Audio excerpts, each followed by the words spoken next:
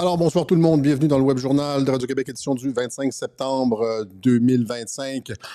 Aujourd'hui, on fait un petit Web Journal probablement plus court que la moyenne, mais qui va porter, comme je l'ai dit lors du dernier Web Journal, sur RFK. Parce que en tout cas, j'ai déjà utilisé l'analogie des deux parties du cerveau, MAGA, MAHA, et une partie de l'entreprise visant à faire tomber l'establishment concerne toute la question de la santé. Et ça, c'est dans la suite directe de la crise sanitaire. Et les gens demandent le fait que les gens payent, etc. Mais avant que les gens puissent payer, se retrouver en prison, il faut faire la démonstration d'un certain nombre de choses. Et sur ce plan-là, la guerre est littéralement ouverte entre l'administration Trump et Big Pharma. Il y a cette annonce, on va parler rapidement de cette annonce là, avec Tylenol qui cause des problèmes de troubles de déficit de l'attention, de l'autisme, etc. S'il est consommé par les femmes enceintes, surtout dans la dernière partie de la grossesse. Et là, les médias, comme à leur habitude, et les associations, le Santé Canada, ou les obstétriciens, non, c'est totalement... sécuritaire, etc. C'est les mêmes qui ont dit que l'hydroxychloroquine était très dangereuse. C'est toujours comme l'inverse de la réalité. On défend les intérêts corporatistes. Donc, ce gigantesque pavé dans la mare, c'est une déclaration de guerre contre l'industrie pharmaceutique, là, parce que Tylenol, c'est un des médicaments les plus, pas prescrits, mais les plus vendus au monde. On comprend que... Et là, on comprend la levée de bouclier, finalement, parce que ce sont des... Si Tylenol cause des troubles de déficit de l'attention chez les femmes enceintes et des troubles de l'autisme, sur le spectre de l'autisme, imaginez les poursuites, les milliards de milliards, les trillions de dollars en poursuite. Peut-être pas nécessairement en poursuite, là, mais en perte de profit. Imaginez si Tylenol, les gens commencent à... C'est le médicament, probablement, moi j'en prends quand même assez régulièrement du Tylenol, là, ça va être comme « Oh, shit ». Et donc, je vais réduire certainement, si c'est pas complètement arrêté, ma consommation de Tylenol. Des fois, j'ai mal ici et là, mal de tête. Là, j'ai mal à la gorge, je m'en vais peut-être vers une grippe. Je me dis, Tylenol, ça aurait été la solution facile. Mais là, si tout le monde est sur ce logiciel-là de Tylenol, ça affecte notamment l'énergie cellulaire. On en a parlé dans un web journal, dans celui-là ici, L'homme à abattre, de l'énergie cellulaire, les mitochondries, etc. Et il y a un problème entre l'acétaminophène et les mitochondries. Ça affecte les mitochondries. Et quand tu affectes les mitochondries du bébé, eh bien, il y a potentiellement des effets désastreux. Donc, Trump qui a fait cette annonce-là au sujet de Tylenol. Et donc, c'est pas seulement les poursuites qui pourraient coûter des centaines de milliards de dollars à l'industrie pharmaceutique, mais c'est aussi la perte de profit. Il n'y a aucun segment dans le monde des affaires qui peut accepter de perdre des centaines, voire des milliers de milliards de dollars sans se battre, sans produire, acheter des scientifiques pour produire des études qui montrent le contraire, etc., etc. Vous comprenez? Sans utiliser tout leur relais. Tu sais, les gens qui sont subventionnés par Big Pharma, là, tu sais, qu'on a vu à la télévision là, durant la COVID, les spécialistes de plateau qui vont monter au créneau pour dire non. Il n'y a aucun segment du monde des affaires qui peut accepter de perdre des centaines, voire des milliers de milliards de dollars en poursuite, en perte de crédibilité et tout. C'est gigantesque. Imaginez le fait d'être allé jusque-là en conférence de presse à la Maison-Blanche et dire au micro que le Tylenol est dangereux durant la grossesse. Et là, après ça, il y a tout ce que je vais expliquer dans ce web journal-ci,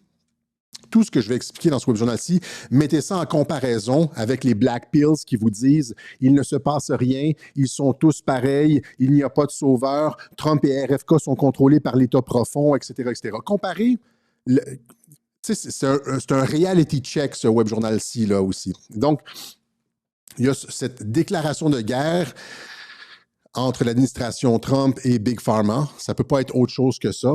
ne peuvent pas être contrôlés par Big Pharma. Et rappelez-vous tout ce qu'on a expliqué auparavant avec RFK, le fait qu'il avait annulé les fonds fédéraux, les millions de dollars pour la recherche sur les vaccins ARN. Il avait renvoyé tout le personnel, il avait mis des personnes comme Robert Malone. Vous voyez tout ce qui est en train de se produire en termes de santé. Puis après ça, comparez ça à ce que disent les Black Pills qui essayent encore une fois, contre la réalité. Là, c'est pour ça qu'ici, que le meme que j'ai fait, c'est une fille en camisole de force, là, parce que là, tu ne vois plus la réalité quand c'est rendu là. Quand tu continues à dire qu'ils sont contrôlés par Big Pharma et l'État profond, tu ne vois plus la réalité. Tu es dans ton monde, tu es toi-même dans une espèce de spectre de l'autisme, puis tu ne réagis pas aux stimuli extérieurs. Là. OK? Tu es comme dans ton truc. Là. Et donc, et on comprend aussi, donc avant d'aller au point 2, là, parce que je voulais mettre les deux en parallèle, j'étais censé parler du témoignage de Aaron Siri devant le Congrès. Aussi, il y a 2 semaines, Aaron Siri, c'est l'ami et un avocat près de RFK Junior qui a été témoigné devant le Congrès à l'invitation du sénateur Ron Johnson. Ron Johnson, c'est et là, ce qu'il a dit, c'est absolument dévastateur. Ron Johnson, c'est un prêt de Trump. Mais comme Mike Pence, il a voté pour la certification du vote en janvier 2021, le 6 janvier 2021. Il faisait partie de ces quelques républicains qui ont voté la certification du vote de Joe Biden, vous comprenez? Et donc, ça c'est exactement comme Mike Pence, c'est-à-dire que c'est un Trumpiste fini, là, genre comme Marjorie Taylor Greene. Ron Johnson, c'est un des sénateurs les plus intéressants à suivre, surtout sur le dossier santé, mais pas que. Ron Johnson, je vais vous le sortir, j'aurais dû avoir... des fois, je fais des petits apartés, et puis Ron Johnson... Et donc, c'est quelqu'un de très, très, très près de Trump, RFK et tout ça, qui s'arrange pour faire sortir la vérité. Mais il avait voté pour la certification. Ça, c'est une énième, un Trumpiste comme ça qui vote pour la certification. Il y en avait comme pas beaucoup. Il y en avait comme une dizaine, une douzaine des républicains qui avaient voté pour la certification. Et là, à l'époque, les gens disaient, ouais, Ron Johnson, comment ça fait que Ron Johnson vote? Ben oui, c'est parce que c'est comme Mike Pence. Là. C'est comme, il fallait que Joe Biden rentre pendant quelques temps pour un certain nombre de choses. On a déjà expliqué tout ça. Et donc, Ron Johnson a invité Aaron Siri, cet avocat près de RFK, dont on va parler, témoigner devant le Congrès. Et là, ça a été destruction de l'industrie pharmaceutique, des procédés, des méthodes, de la crédibilité, de la science de l'industrie. Ça a été fantastique. On était censé parler de ça. Puis après ça, il y a eu le truc avec Charlie Kirk. Je ne veux pas dire la tentative d'assassinat ou de l'assassinat, je veux dire le truc avec Charlie Kirk. Il y a beaucoup de recherches qui sortent. Là. Candace Owen, Tucker Carlson, Joe Rogan se mettent là-dedans et commencent à sortir les incohérences de cette histoire, comme on a fait à Radio-Québec. On en reparlera peut-être dimanche prochain avec le discours sur l'ONU, etc. Mais donc, c'est ça. J'étais censé parler de ça et on va le faire aujourd'hui. J'ai demandé à Aline de Quantum Leap Traduction de nous faire une traduction d'un clip super important qui aborde la question de la sécurité des vaccins, etc., qui a été évoqué par Aaron Siri devant le Congrès. Mais donc, guerre nucléaire contre l'industrie pharmaceutique. Et après ça, on comprend, quand j'ai expliqué dans le web journal L'homme à abattre, tu sais, je vous ai expliqué qu'il y avait une tentative de putsch par Big Pharma contre RFK, qu'ils avaient mis des millions, ils payaient des influenceurs pour essayer de le faire, le déstabiliser, etc., le faire sortir de là. On voulait qu'il démissionne, sa famille s'était mis dans l'entreprise visant à le décrédibiliser, etc. Parce que cette nouvelle sur l'acétaminophène était en préparation. On savait que ça s'en venait et que ça allait sortir comme un pavé dans la mare. Je vous montre ce que Trump dit sur le Tylenol et l'autisme pour qu'on puisse être sur la même page. Effective immediately, the FDA will be notifying physicians that the use of with a very increased risk of autism. So taking Tylenol is not good. All right, I'll say it. It's not good. For this reason, they are strongly recommending that women limit Tylenol use during pregnancy unless medically necessary. Et là, donc, les agents de Big Pharma, contrôlés par Big Pharma, vous disent de ne pas prendre du Tylenol, ce qui fait évidemment plonger les ventes, plonger la crédibilité des compagnies pharmaceutiques, etc. Et de tout le réseau d'experts aussi qui tourne autour. Hein? Et là, il lit ça à l'autisme. Il dit qu'il ramène le fait que c'est pas normal qu'on soit passé de 1 personne sur 10 000 à 1 personne sur 22 sur le spectre de l'autisme. Là, j'ai entendu des experts à TVA Nouvelles qui disaient non, c'est juste que c'est comme les trans. Là. Il n'y a pas plus d'autisme, c'est juste qu'on les détecte mieux. Tu sais, avant, là, comme dans les années 70 ou dans les années 60, là, il y avait comme, tu sais, tout le monde était normal. Puis là, maintenant, tout le monde connaît quelqu'un qui est sur le spectre de l'autisme, mais c'est pas ce que vous voyez. These are not the droids that you're looking for. C'est juste qu'on les dépiste mieux. Tu sais, les experts de plateau, là, c'est vraiment de la poudre de perlimpinpin. Mais donc, Trump qui va à contresens, encore une fois. Because when you go from 20,000 to 10,000, and then you go to 12, you know there's something artificial. They're taking something. And by the way, I think I can say that there are certain groups of people that don't take vaccines and don't take any pills that have no autism. That have no autism. Does that tell you something? That's currently, is that a correct statement, by the way? There are some studies that suggest that, yeah, with the Amish, for example. The Amish. Entre autres, les Amish. Les Amish, pas de médicaments, pas de vaccin, zéro autisme. Comme genre zéro, presque le zéro absolu. Là. Ils n'en ont pas, statistiquement insignifiant. Alors qu'ailleurs, c'est en train de devenir un problème de société.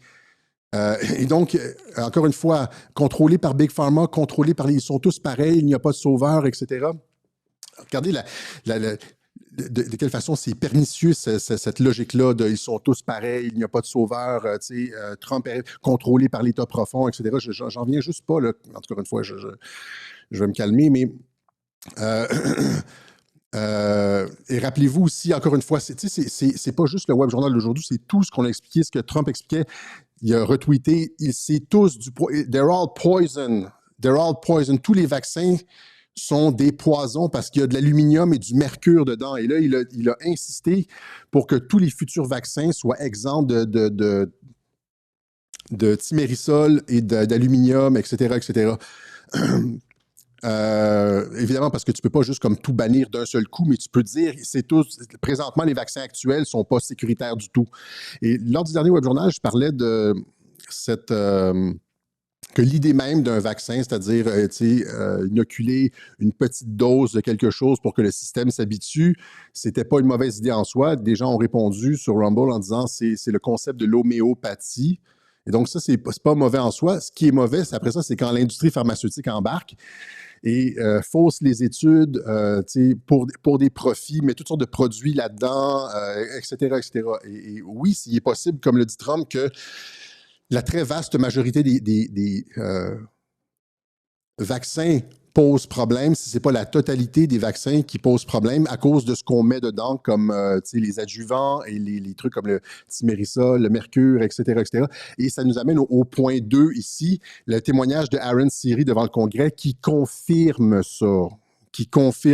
Évidemment, tu peux pas, Trump peut pas lui-même dire ça, donc tu peux aller jusqu'à dire que faire des trucs comme il fait là, ils se répartissent les tâches. Si vous comprenez bien ce qui se passe, là, ils se répartissent les tâches, mais tu envoies quelqu'un, tu envoies un de tes protégés, Ron Johnson, qui invite Aaron Siri, pour que la vérité sur les vaccins soit révélée. Et j'ai un clip qui va montrer ça aussi sur la réalité sur les vaccins et les maladies chroniques. OK? Donc, ce que fait en fait l'administration Trump avec RFK, c'est qu'il s'attaque au profit des pharmaceutiques. Regardez ça ici. Il s'attaque au profit, il s'attaque à l'ensemble du spectre. Il laisse rien au hasard. Ils sont en train de détruire, ils sont en guerre nucléaire contre l'industrie pharmaceutique. Ils sont en train de détruire leurs profits parce qu'ils disent que leurs produits ne sont pas sécuritaires, 1. Et 2, ils ont des lois qui font en sorte qu'ils ne peuvent plus faire de publicité à la télévision. Ça devient comme trop coûteux. Ils doivent lister tous les effets secondaires. Il y a aussi le fait que les Américains doivent maintenant payer le prix le plus bas au monde. Si le médicament est vendu comme des peanuts aux Philippines, eh bien, ça va être le prix que les Américains vont payer. Donc, toute la structure de profit de l'industrie pharmaceutique est en train de s'effondrer. Les produits eux-mêmes sont attaqués, they're all poison. Les méthodes de l'industrie pharmaceutique sont attaquées, c'est-à-dire, c'est ce qu'Aaron Siri dit ici, il cache les études qui ne vont pas dans le sens. Il n'y a aucune étude comparative qui a été faite. Donc, les méthodes de l'industrie pharmaceutique sont attaquées. La crédibilité de l'industrie pharmaceutique est attaquée. Et finalement, le contrôle sur les institutions de l'industrie pharmaceutique est attaqué parce que les personnes qui reçoivent de l'argent sont pointées du doigt maintenant.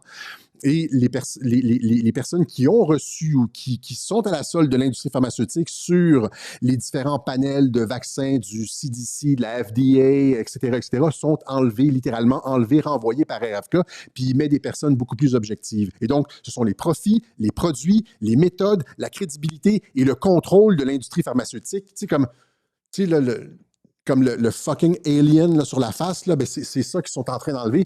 Ils sont en train de réussir à extraire comment on appelle ça, l'espèce de la petite bébite, là, il y a sûrement un nom pour ça, là. Sans tuer le patient, parce que dans le film Alien, si tu l'enlèves, il meurt, là, il y a comme, fait que tu peux pas l'enlever, il serre autour du cou. Là, ils sont en train, très habilement, d'enlever la fucking bébite, sans tuer le patient. Dans une guerre de perception, dans une guerre de 5e génération. OK? Voilà. Donc, et là, évidemment, après que Trump ait affirmé ça, est-ce que j'ai le chat? Les médias sont montés au créneau, défendent Tylenol, évidemment. Hein? PolitiFact, ça, c'est les fact-checkers aux États-Unis. Après des années de recherche, aucune étude n'a démontré que le paracétamol, ça, c'est l'acétaminophène, là, en France, ça s'appelle le paracétamol, principal ingrédient du Tylenol, provoque l'autisme. Il n'existe pas de cause unique à l'autisme. Donc, aucune étude, rappelez-vous de ça, là, aucune étude, je les ai les études. Donc, il dit, les fact-checkers nous disent qu'aucune étude n'a démontré le lien avec l'autisme, OK? Donc, ça, c'est les fact-checkers. Là, Brigitte Noël va aller lire ça, là, puis elle va faire un reportage parce qu'elle a lu PolitiFact, là. Puis là, elle dit, aucune étude, puis, tu sais, alors, ils font pas le travail de Radio-Québec. Nous, à Radio-Québec, on fait le travail, comme en 2020, on va voir les études. Même affaire New York Times, le débat fait rage autour d'un lien non prouvé. Avec Trump, c'est toujours non prouvé, non. Alors que le lien est fucking prouvé. C'est la planche d'après, je vais vous montrer, là. Même si l'industrie pharmaceutique a déployé des milliards de dollars pour acheter des scientifiques et produire des études qui montrent. Non, c'est plus compliqué que ça, là. Mais regardez les études des institutions les plus prestigieuses aux États-Unis. C'est ça qu'on va regarder, pas les études qui sont financées par l'industrie pharmaceutique. Et donc, autour d'un lien non prouvé entre le Tylenol et l'autisme, là, il dit, les études menées au cours de la dernière décennie sur l'utilisation de l'acétaminophène pendant la grossesse ont donné des résultats mitigés, mais n'ont pas trouvé de lien de cause à effet. Ouais, on va voir cette affirmation-là du New York Times. NPR, National Public Radio aux États-Unis, c'est supposé être crédible, c'est comme un peu Radio-Canada. Le Health and Human Services de RFK Junior répond au rapport sur l'autisme et le paracétamol. Et là, on nous dit ici, l'administration Trump prévoit publier ce mois-ci. Oui, donc ça, c'est un mois à l'avance, là. C'est quand je vous dis qu'ils ont tenté, il y a eu la tentative de putsch contre RFK parce qu'ils savaient que ça s'en venait, là, le truc sur l'autisme et Tylenol.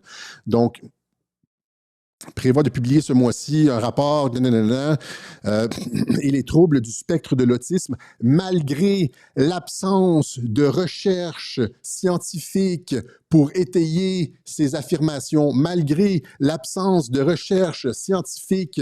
Imaginez à quel point ils sont malhonnêtes, ces gens-là. Ils sont presque aussi malhonnêtes que les Black Pills. Il s'agit de la dernière controverse en date entourant les actions du secrétaire de la Santé et aux services sociaux, Robert F. Kennedy, qui répète des affirmations non fondées, encore une fois, sur l'autisme, etc., etc. Et donc, on nous dit, partout, on nous dit qu'il n'y a pas d'études scientifiques, c'est ça?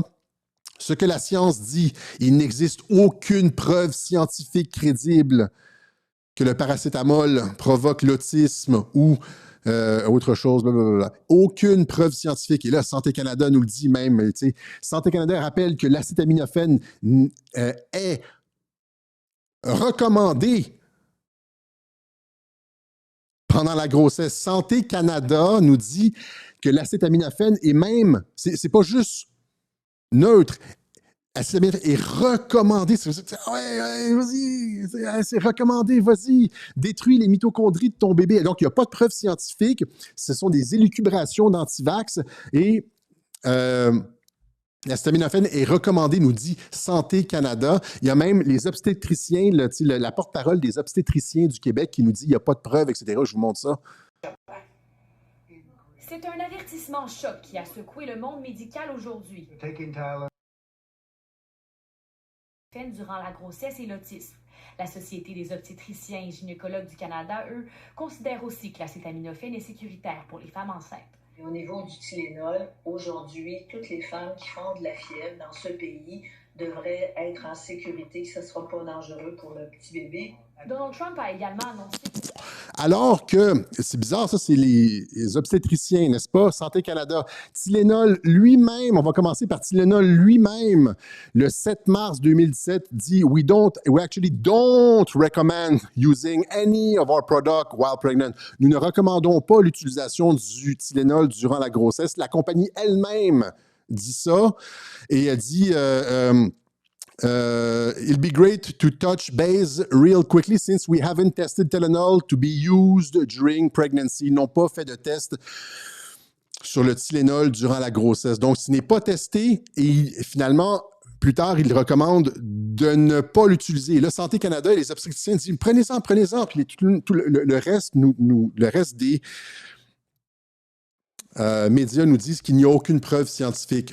Ça, c'est ce mois-ci. OK? Et donc, on se retrouve comme avec la COVID, avec des hosties de menteurs, des manipulateurs qui nous engourdissent, là, qui nous bourrent de toutes sortes de choses. On va y aller avec plusieurs études, des plus récentes, certaines récentes, des plus éminents centres de recherche et universités médicales aux États-Unis, en commençant par le Johns Hopkins University. Et durant la COVID, là, Johns Hopkins, c'était gros. Là, tous les médias prenaient leur chiffre de Johns Hopkins. C'est un des plus gros centres de recherche aux États-Unis. La prise de Tylenol pendant la grossesse est associée à des risques accrus d'autisme et de troubles du développement de l'attention. Une étude de Johns Hopkins analysant les échantillons de sang de cordon ombilical a révélé que les nouveau-nés les plus exposés au paracétamol, l'acétaminophène, étaient environ 3 fois plus susceptibles d'être diagnostiqués avec un TDAH, trouble du spectre de l'autisme dans l'enfance. Johns Hopkins University. Une étude du mois d'août. Ah, ça, c'est une étude c'est Harvard qui est du mois d'août. Johns Hopkins, c'est de 2019.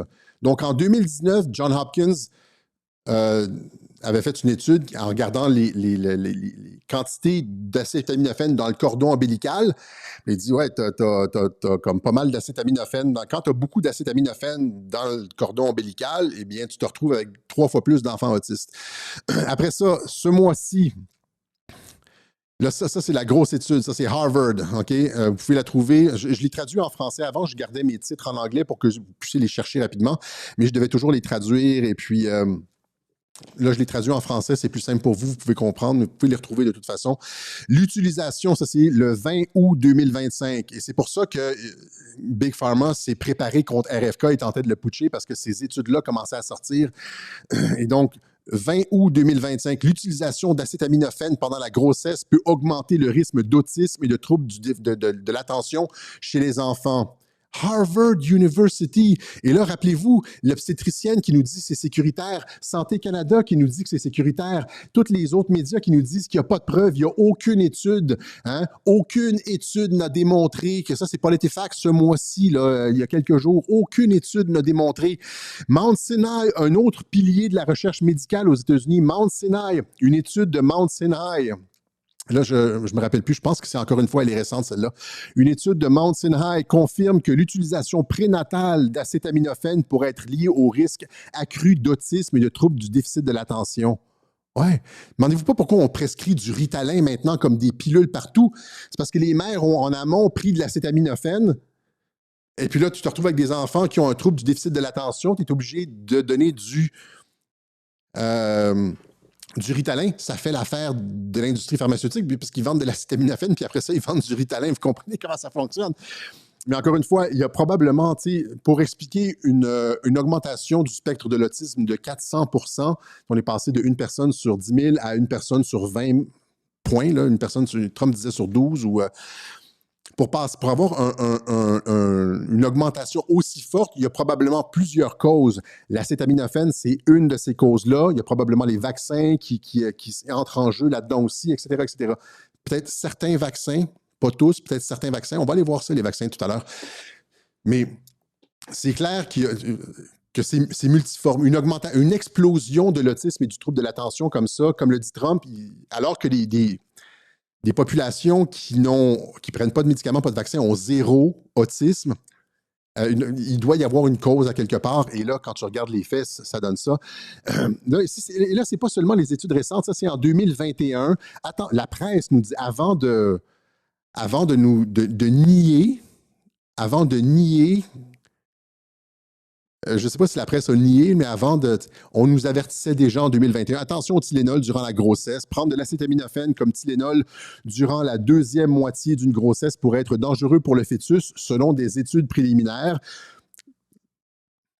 C'est qu'il y en a des dizaines des études. C'est pas juste une. C'est Harvard, c'en est une. Mount Sinai, c'en est une autre. Johns Hopkins, c'en est une. C'est en 2019. Ça ici, c'est une autre en 2021. Après ça, ici, on a ça ici, Reuters, qui nous parlait en 2013.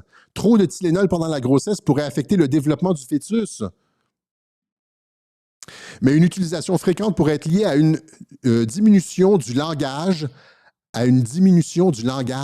Demandez-vous pas pourquoi il y a comme des gauchistes partout, là.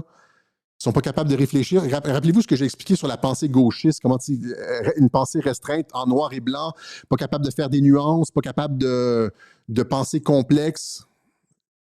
Réduction du langage, ben c'est ça. Il y a probablement une cause idéologique à ça, puis il y a une cause aussi chimique, biologique à ça. Les deux vont ensemble. Ça, c'est Reuters. Une utilisation fréquente pourrait être liée à une diminution du langage et à des troubles du comportement chez leurs enfants, selon une nouvelle étude. Puis ça, c'est Reuters en 2013. Ça, c'est une autre étude. Mais là, Reuters en 2025 nous dit Trump fait des liens avec l'autisme et le Tylenol. Une affirmation qui n'est pas appuyée par la science.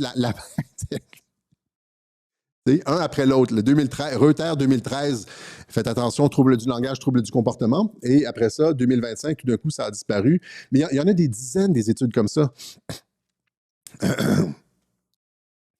Le Journal international des sciences moléculaires, etc. Donc, on parle de l'augmentation de l'autisme.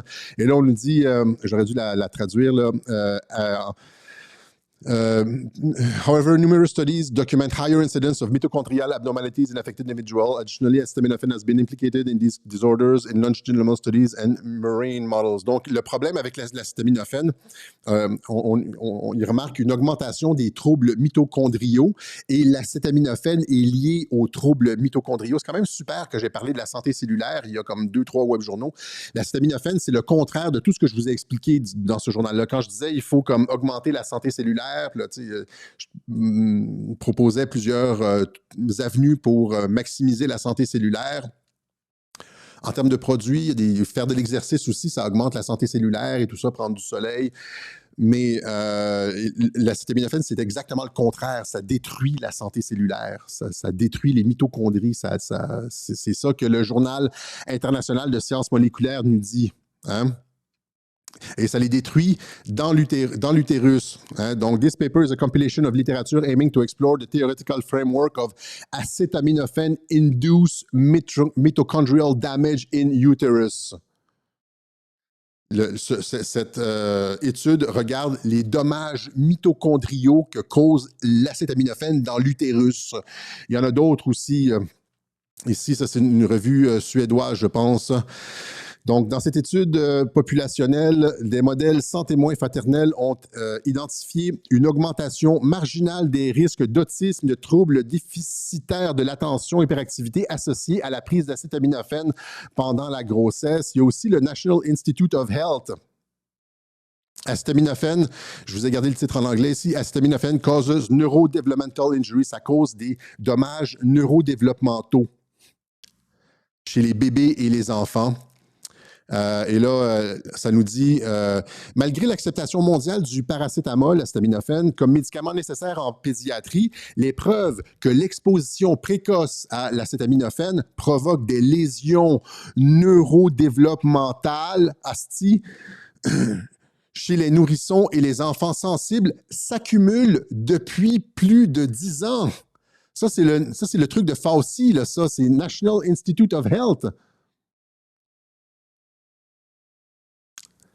C'est en 2023, c'est sous Biden. Là. On ne peut pas dire que c'est RFK qui a fait ça. Là.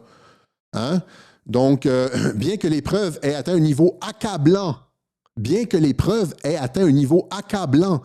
et aient été récemment examinées en détail, une controverse persiste. Pourquoi une controverse? Bien que c'est accablant, pourquoi une controverse persiste? Parce que l'industrie pharmaceutique se défend comme un diable dans l'eau bénite pour ne pas avoir à faire face aux conséquences de ça. Ce sont des centaines de millions d'enfants, soyons raisonnables, peut-être pas même des millions d'enfants, des millions et des millions et des millions d'enfants qui ont été endommagés par l'acétaminophène, potentiellement endommagés, devrait dire, potentiellement endommagés par l'acétaminophène. C'est la fin de l'industrie pharmaceutique. C'est tellement une bombe nucléaire, cette affaire-là. Le Tylenol, le médicament le plus couramment utilisé sur la planète. Demandez-vous pas pourquoi il y a une controverse, bien que les preuves aient atteint un niveau accablant, nous dit le National Institute of Health, et a été récemment examiné en détail, une controverse persiste. Comme la fille de l'ordre des obstétriciens qui dit « Non, c'est bon pour la grossesse, vous pouvez le prendre si vous avez de la fièvre. » Ben oui, Santé Canada qui...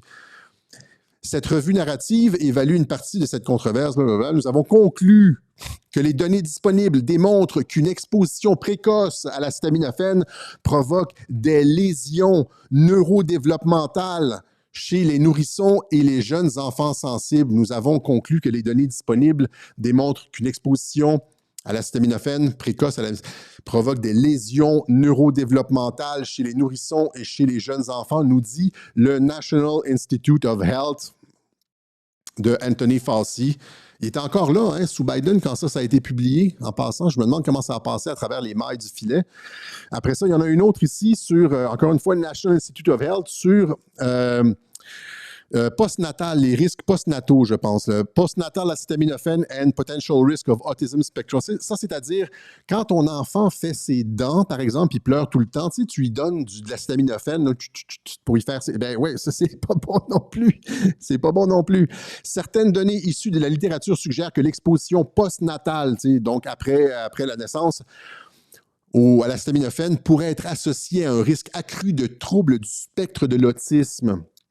L'exposition postnatale à l'acétaminophène mesurée en dose avant l'âge de 2 ans s'est avérée associée aux troubles de l'autisme chez les garçons. 2 ans, c'est également avéré associé aux troubles de l'autisme. À partir de ces données, le facteur de risque postnatal associé à la prise d'acétaminophène a été estimé à environ 40% du risque de trouble de l'autisme chez les garçons aux États-Unis. 40%! Il fait ses dents, tu penses que tu es un bon parent, tu as fait confiance à ton médecin, il te recommande, tu n'as même pas fait à ton pharmacien, tout le monde sait que c'est bon du Tylenol, tu es allé à la pharmacie, tu as pris le truc, parce que personne t'a averti. Parce que ces hosties-là sont juste à propos des profits puis du copinage avec l'industrie pharmaceutique. Là, tu as donné ça à ton enfant.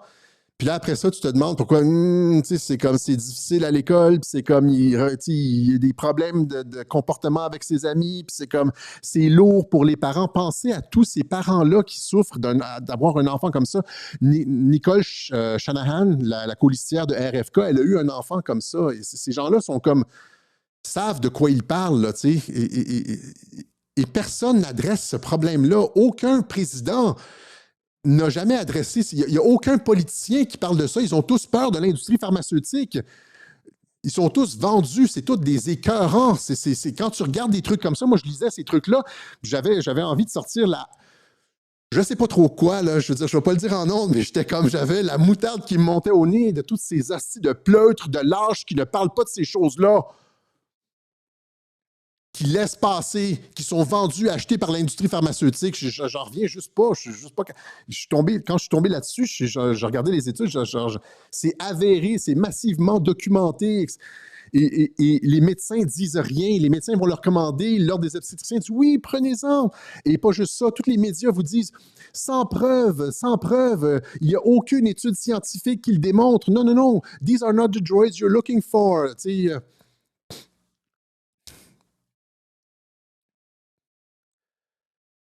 malgré l'absence de recherche scientifique, nous dit National Public Radio. Et là, ça nous amène encore une fois, ça nous ramène c'est une parenthèse que je ne ferai pas aujourd'hui, mais au rôle des médias qui ne font que mentir et torpiller tout ce que Trump fait. Et quand Trump dit, là, à un moment donné, ils devraient perdre leur licence, c'est là, les gens disent « Ah, si, dictateur, ils devraient perdre la liberté de la presse, etc. » C'est quoi la liberté de la presse quand tu fais juste mentir? C'est pire que la Pravda en Union soviétique, sans aucune preuve scientifique. De quoi je viens de vous montrer le contraire? C'est le National Institute of Health, John Hopkins. Puis ça, c'est publié ce mois-ci. Comment ils peuvent mentir comme ça? Comment ils peuvent mentir comme ça? Comment les Black Pills peuvent... Je ne vais pas revenir là-dessus. Les deux m'énervent. Parce que regardez ce que fait l'administration Trump. Ils font ce que personne n'a jamais fait. Il n'y aura pas de retour en arrière pour l'industrie pharmaceutique. Ils vont perdre en crédibilité, ils vont perdre en statut, ils vont tout perdre, là. La confiance du public, le consentement, la confiance du public, etc. Les profits et tout. OK, donc, ces études-là existent, n'est-ce pas? Voilà, donc ça, c'est pour la partie... Pensez à ces millions de parents avec un enfant autiste, puis personne ne leur a dit, personne n'a voulu aborder la question. Puis là, prenez ces études-là, puis allez voir votre médecin, puis dites, comment ça se fait que tu ne m'as pas dit ça? Je les ai toutes citées dans le web journal. Faites arrêt sur image, là, puis imprimez les trucs, allez dans comme page 4, là, soulignez ce que comme moi je souligne, là. Puis comment allez voir votre médecin, là. Il faut leur mettre leur nez dans le caca. Il ne faut pas être gentil, là. Arrêtez d'être gentil. Quand il n'y a pas de conséquences, les gens continuent. C'est pour ça qu'il ne faut pas être gentil. Parce que quand il n'y a pas de conséquences, les gens continuent. Puis même quand il y a des conséquences, des fois, les gens continuent. Là, il faut redoubler d'ardeur. Allez voir votre médecin avec ces études-là. Comment ça se fait que tu m'as jamais dit ça? Combien d'entre vous, là, mesdames, ou même messieurs, là, combien d'entre vous, mesdames, avez été enceintes? Vous avez pris du Tylenol sans le savoir. Allez voir votre obstétricien, votre pédiatre. Et comment ça se fait que tu m'as pas averti de tout ça?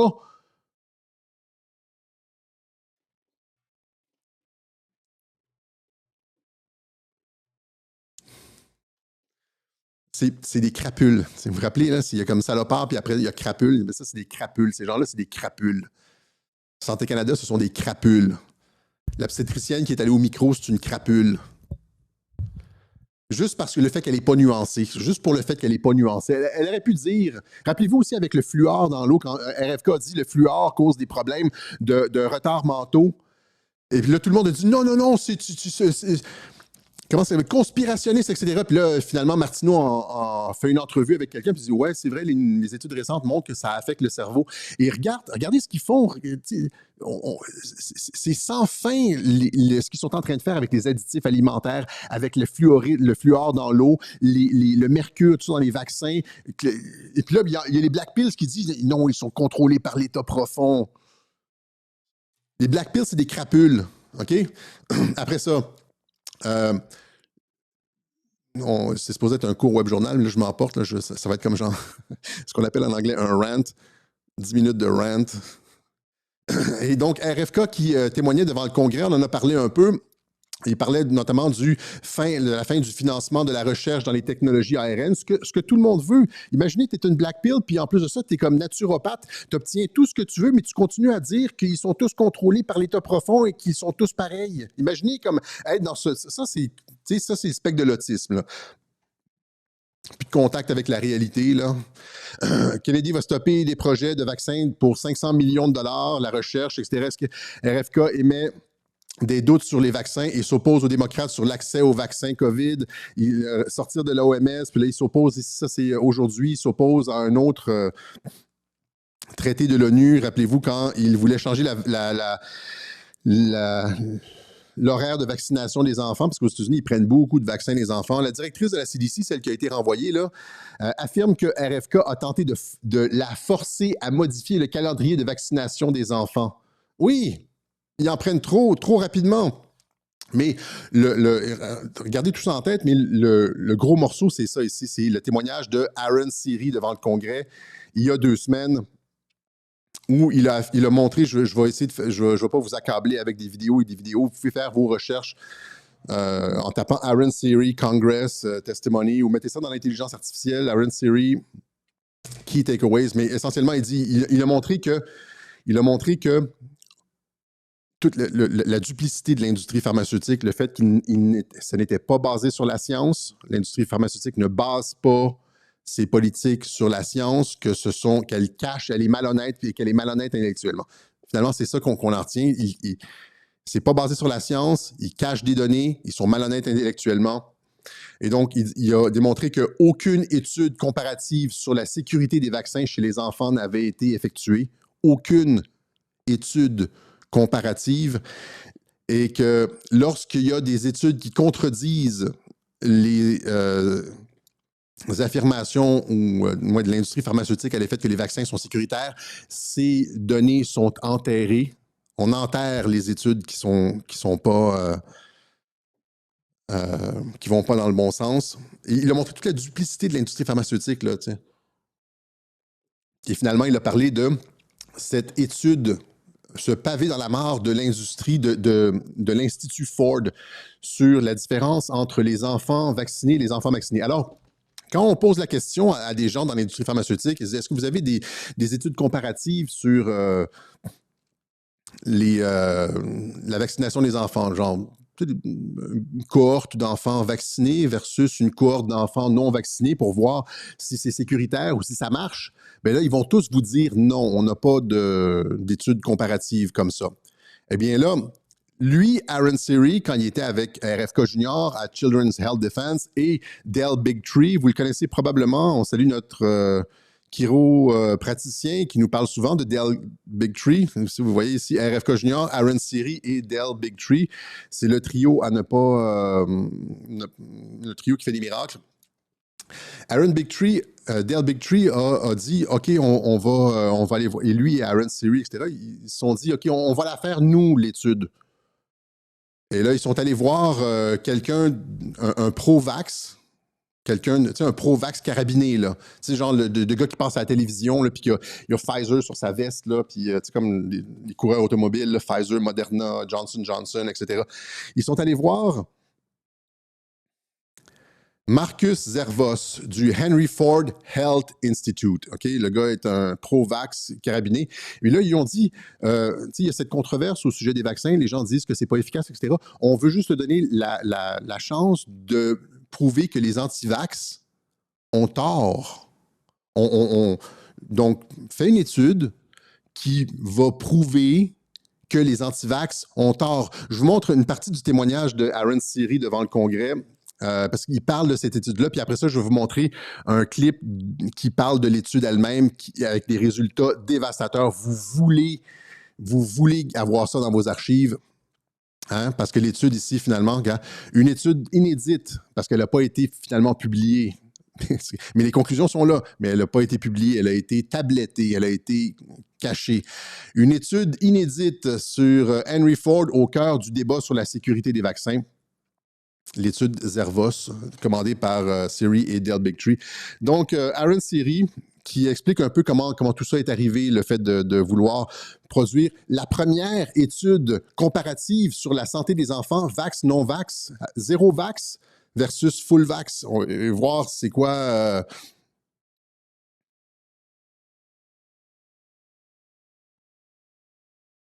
conduit des essais cliniques pour des vaccins, y compris pour le vaccin Covid-19 de Moderna, et c'est quelqu'un qui est ouvertement pro-vaccin.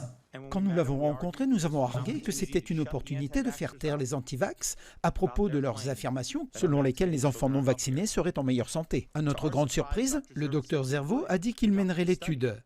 Il a recruté un épidémiologiste en chef et 2 statisticiens au sein de Henry Ford pour le faire. C'étaient des scientifiques issus du courant dominant et favorables au vaccin. Début 2020, j'ai reçu une copie de l'étude. Elle montrait les résultats de l'analyse comparant les enfants inscrits à Henry Ford de 2000 à 2016 dès la naissance qui n'avaient reçu aucun vaccin par rapport à ceux qui en avaient reçu un ou plusieurs. L'étude était basée sur des dossiers médicaux réels, ce qui signifie enfin une grande étude vaccinée versus non vaccinée, utilisant des données de santé d'une grande institution de santé américaine, quelque chose que, comme l'a dit l'IOM, n'existait pas auparavant. L'étude a commencé en expliquant qu'elle visait à réduire l'hésitation vaccinale en assurant aux parents que le calendrier vaccinal du CDC est sûr. Donc, Zervos a accepté de prendre l'étude parce que l'axiome central de l'étude, l'objectif de l'étude, c'était de réduire l'hésitation vaccinale. Vous savez, c'est quoi l'hésitation vaccinale? C'est ce que vous et moi avons, là. C'est-à-dire, on ne veut pas vraiment se faire vacciner. Donc, l'étude était censée prouver que les vaccins sont sécuritaires. Ils sont partis avec cet objectif. Et là, généralement, quand tu pars avec l'objectif de prouver que les vaccins sont sécuritaires, tu choisis tes questions, puis tu choisis tes paramètres en fonction de vouloir prouver. C'est biaisé, c'est déjà biaisé. Tu veux prouver que les vaccins sont sécuritaires. Fait que tu t'arranges pour que tu puisses prouver que les vaccins sont sécuritaires. Or, c'est pas tout à fait ça. Malgré le biais scientifique, c'est le contraire qui s'est produit. Donc, Au lieu de ça, ce que ces chercheurs ont trouvé, c'est que les enfants vaccinés avaient 4,29 fois plus de risque d'asthme, 3,03 fois plus de risque de maladies atopiques, 5,96 fois plus de risque de maladies auto-immunes et 5 fois et demi plus de risque de troubles neurodéveloppementaux, ce qui incluait 3,28 fois plus de risque de retard de développement et 4,47 fois plus de risque de troubles de la parole. Toutes ces découvertes étaient statistiquement significatives.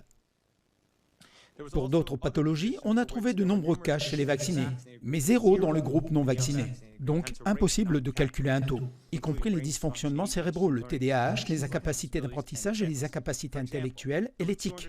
À titre d'exemple, il y avait 262 cas de TDAH dans le groupe vacciné et aucun dans le groupe non vacciné. Dans cette étude, il y avait environ 16 000 enfants dans le groupe vacciné et environ 2 000 dans le groupe non vacciné. Donc, la comparaison des taux était robuste. C'est ce que l'étude a comparé. Ces résultats étaient préoccupants, d'autant que ces maladies chroniques peuvent résulter d'une dysrégulation du système immunitaire et que les vaccins peuvent causer ces dysrégulations. J'aurais dû laisser finir sa phrase. Vous voyez un peu où est-ce qu'on... Et ça, c'est devant le Congrès américain. Ça n'a jamais été fait. On parle de Trump à la Maison-Blanche qui déclare la Troisième Guerre mondiale contre l'industrie pharmaceutique, qui attaque ses profits, méthodes, crédibilité, etc., etc. Ce que RFK fait depuis 6 mois. Et là, devant le Congrès, il a fait ça aussi. Il a attaqué les vaccins ARN devant le Congrès RFK. Et là, tu as ARN série la semaine suivante qui arrive puis qui montre que les vaccins, tous les vaccins sont dangereux. Je veux dire, c'est-à-dire que... non, c'est pas tous les vaccins sont dangereux. Je rephrase ça. C'est-à-dire que les enfants non vaccinés sont en bien meilleure santé que les enfants vaccinés. Et là, vous ne pouvez même pas imaginer, je veux dire, c'est quoi en termes de révolution, mais ils sont tous contrôlés, là, évidemment. Mais l'état profond, il n'y a pas de sauveur, ils sont tous pareils, etc.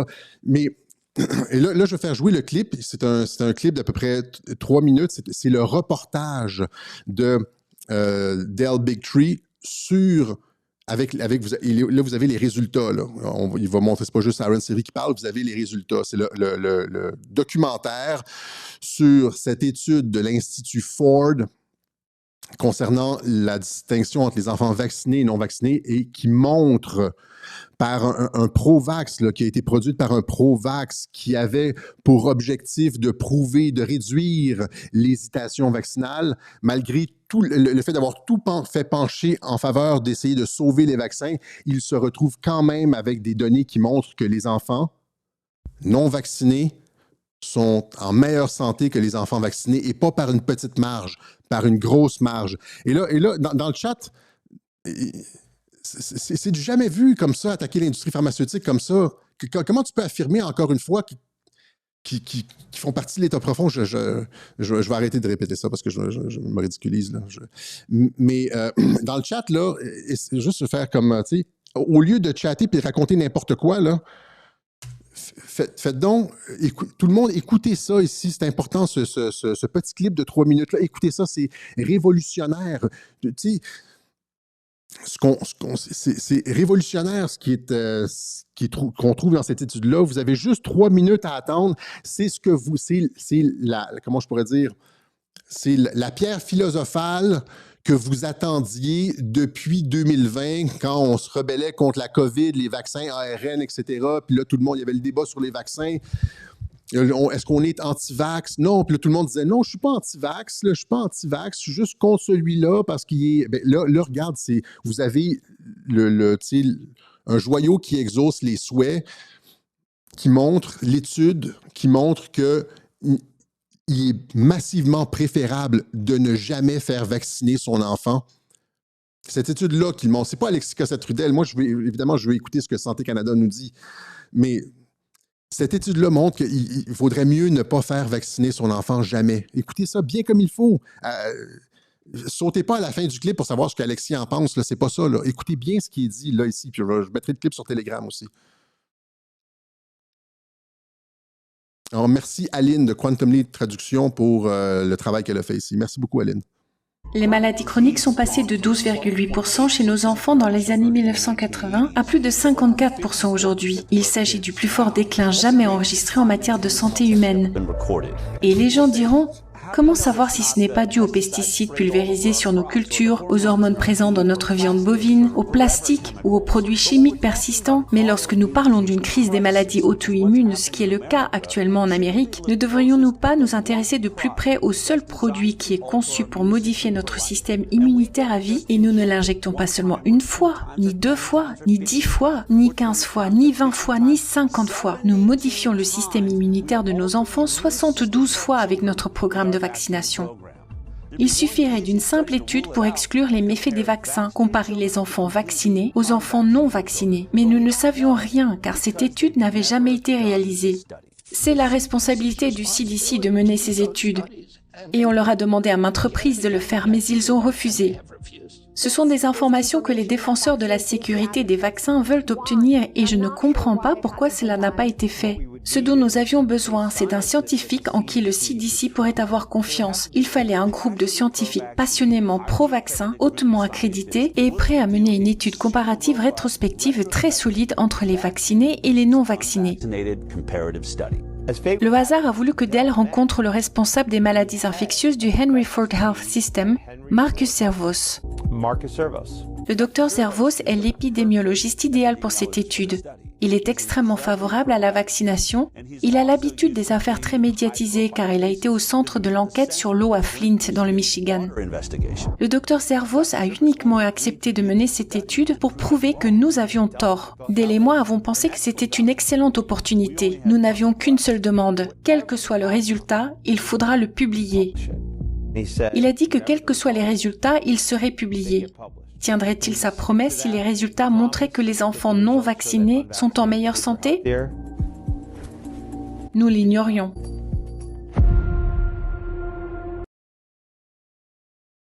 Donc, l'étude a été, juste rapidement, l'étude a été, le docteur Servos a accepté de produire l'étude pour montrer que les antivax avaient tort, et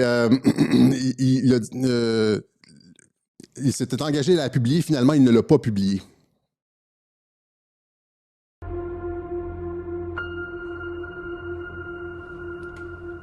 Impact de la vaccination infantile sur les résultats de santé chronique à court et à long terme chez les enfants. Une étude longitudinale de naissance. Je n'avais jamais vu cette étude auparavant. 18 468 sujets. Henry Ford, comme d'autres institutions, a un parti pris en faveur des bienfaits des vaccins. Et si les résultats démontraient que la batterie de vaccins était associée à des maladies chroniques, un tel résultat serait particulièrement convaincant. Cela pourrait être l'une des études les plus précieuses dans ce domaine. Les sujets vaccinés étaient 4 fois plus susceptibles d'être diagnostiqués asthmatiques. 600% d'infections aiguës et chroniques de l'oreille en plus. 4,47 fois plus de troubles de la parole chez les personnes vaccinées que chez les personnes non vaccinées. Risque multiplié par 5,5. Augmentation de 616%, problèmes d'apprentissage, retard de développement, retard de langage, retard de parole. Parmi le groupe non vacciné, il n'y avait aucun cas de dysfonctionnement cérébral, aucun cas de diabète, aucun problème de comportement, aucun trouble de l'apprentissage, aucun handicap intellectuel, aucun tic et aucun autre handicap psychologique. Aucun. C'est une grande différence. Il est très important que cette étude soit rendue publique. C'est dévastateur. Cet article aurait dû être publié en urgence. Nous rendons systématiquement les enfants malades, et pas seulement un peu. Très malades. C'est peut-être l'étude la plus importante qui ait jamais été réalisée et elle doit être publiée. Il le sait, s'il appose son nom sur ce document, sa carrière est terminée. Je suis évidemment très émue. Zerbo va probablement perdre son emploi à cause de cela.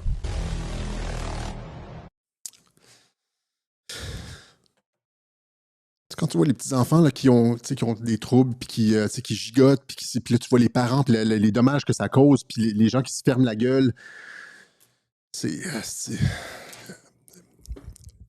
Cette étude-là montre qu'il ne faut pas faire vacciner ses enfants. Et ça serait le fun qu'on puisse contredire cette étude-là, que l'industrie pharmaceutique puisse la contredire. Or, ils n'ont jamais fait d'études. Et s'ils le faisaient, il faudrait regarder attentivement la méthodologie parce qu'ils auraient tout intérêt à fausser les données. Mais cette étude-là, je le rappelle, a été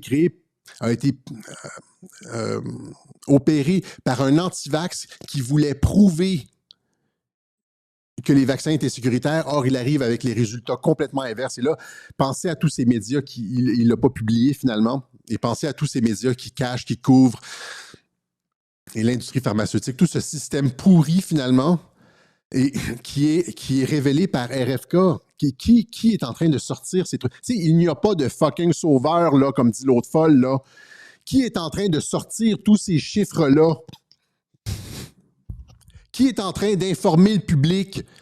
Bien sûr qu'il n'y a pas de sauveur, mais il y a des gens qui font une maudite bonne job d'information, puis de brasse camarade pour changer les choses. On peut-tu reconnaître ça et être reconnaissant au lieu de juste souffler gentil du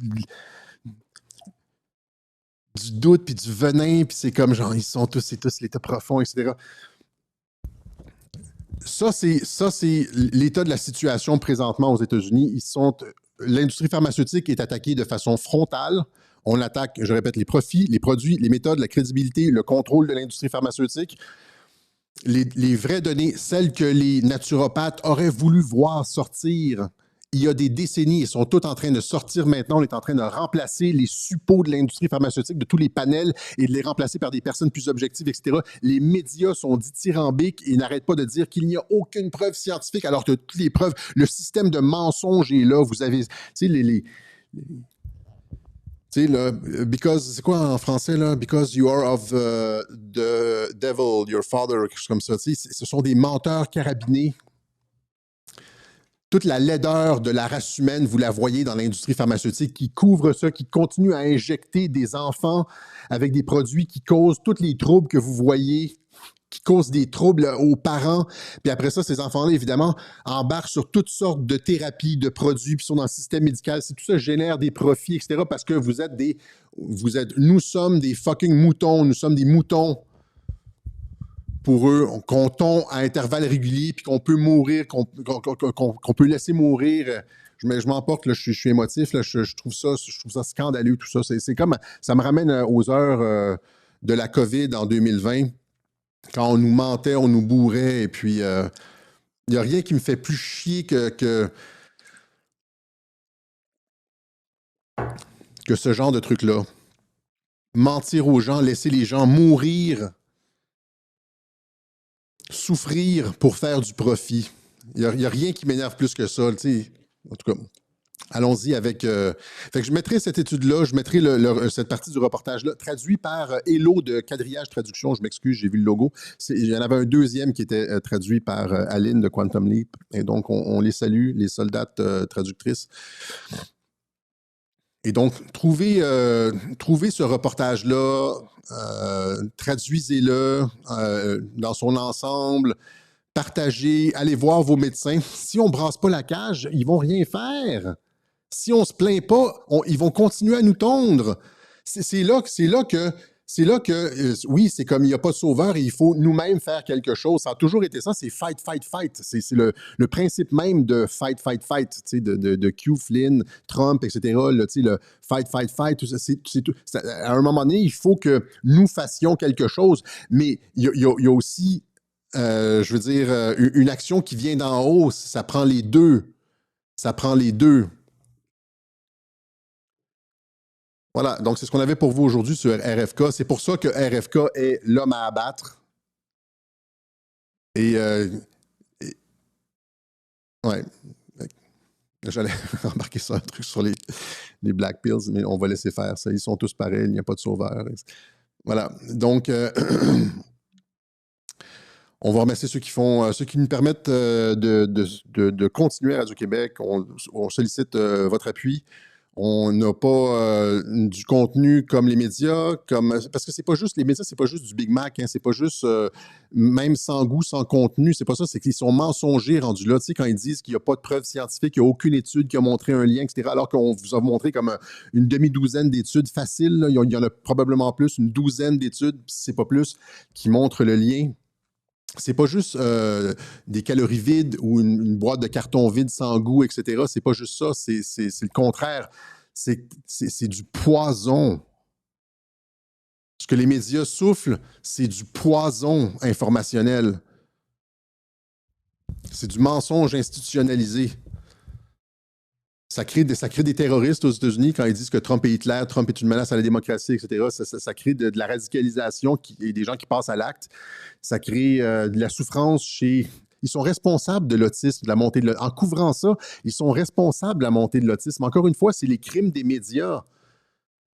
C'est pas juste les crimes de l'industrie pharmaceutique, c'est les crimes des politiciens qui ne parlent pas, c'est les crimes qui prennent de l'argent de Big Pharma puis qui se ferment la gueule, c'est les crimes des médias. Puis c'est aussi, finalement, si on dit rien puis on se laisse faire, finalement, on est aussi, nous, responsables de notre sort. Fait que c'est le temps de brasser la baraque, c'est le temps de brasser la cage. Voilà. OK, donc on remercie ceux qui nous permettent de brasser la cage à notre façon à Radio-Québec, de passer l'information. Et les gens qui le font de façon anonyme. C'est absolument exemplaire. Le petit groupe de personnes qui nous appuient, comparé à l'immense majorité qui nous écoute, il y a un petit groupe de personnes qui nous appuient. Certains, des fois, ne peuvent plus financièrement. Ils quittent le petit groupe de personnes, mais on se rappellera d'eux toujours. Et il faut qu'il y en ait d'autres qui prennent le relais. Puis c'est comme ça que ça continue sur les mois et sur les années. Donc, on sollicite encore une fois votre appui, ceux qui veulent contribuer au Web Journal de Radio-Québec. Notre petite émission de combat, de réinformation et de combat. Donc, il y a différentes façons, par la poste, Alex Cossette-Trudel, casier postal 3207 Saint-André, Montréal, Québec, H2, L4Y5, par Interac, les virements par Interac. Il y a aussi Bitcoin, PayPal sur le site et la façon par carte, etc. Donc, on prend notre temps pour faire les recherches, aller au fond des choses. On essaie toujours d'avoir... Vous savez, c'est quoi le truc de Radio-Québec? Hein? C'est des informations qui sont sourcées, référencées. C'est pas juste genre du commentaire dans moi, je pense que... ça... Et donc, ça prend du temps. Ça prend du temps. Il faut aller au fond des choses. Puis souvent, comme ça prend du discernement aussi, c'est-à-dire qu'il faut, pour être capable de juger qu'une information est meilleure que l'autre, c'est comme quand tu fais un doctorat, par exemple. Il faut que tu étudies comme plein de choses pour pouvoir supporter ton raisonnement. C'est-à-dire pour pouvoir appuyer ton raisonnement final, il faut que tu aies c'est comme une pyramide, il faut que tu aies comme plein de trucs qui soutiennent finalement ton raisonnement final. Fait que pour arriver à une conclusion X, il faut que tu étudies puis que tu passes à travers une gigantesque quantité d'informations. C'est ce qu'on essaie de faire à Radio-Québec. On n'est pas cheap, on coupe pas les coins ronds. On essaie d'être le plus perspicace et d'aller au fond des choses comme on l'a fait dans ce web journal-ci. Et c'est dans cette mesure qu'on, encore une fois, sollicite votre appui pour nous permettre de continuer à le faire et de rendre ça public pour tout le monde, parce que c'est d'utilité publique. On n'a pas de paywall comme le Epoch Times à un moment donné, ce journal-là, qui est très bon, était gratuit. Finalement, après ça, ils ont mis un paywall, puis il faut payer pour accéder au contenu. Mais Rebel News, il faut payer pour aller accéder au contenu. Libre Média, eux autres, ils ont fait le choix aussi de payer pour aller sur le contenu. Radio X, payer pour aller sur le contenu. Nous autres, on n'a pas ce truc-là. C'est ouvert à tous. On veut que l'information soit le plus largement diffusé, mais donc il faut que les gens le fassent volontairement. Voilà, donc voilà, c'est ce qu'on avait pour vous aujourd'hui.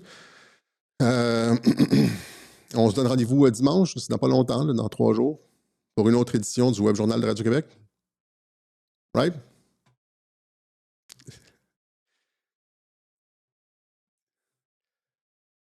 That's it. J'hésite à dire, j'essaie de me retenir, mais voilà, on se donne rendez-vous dimanche pour une autre édition du Web Journal de Radio-Québec. Ciao la gang.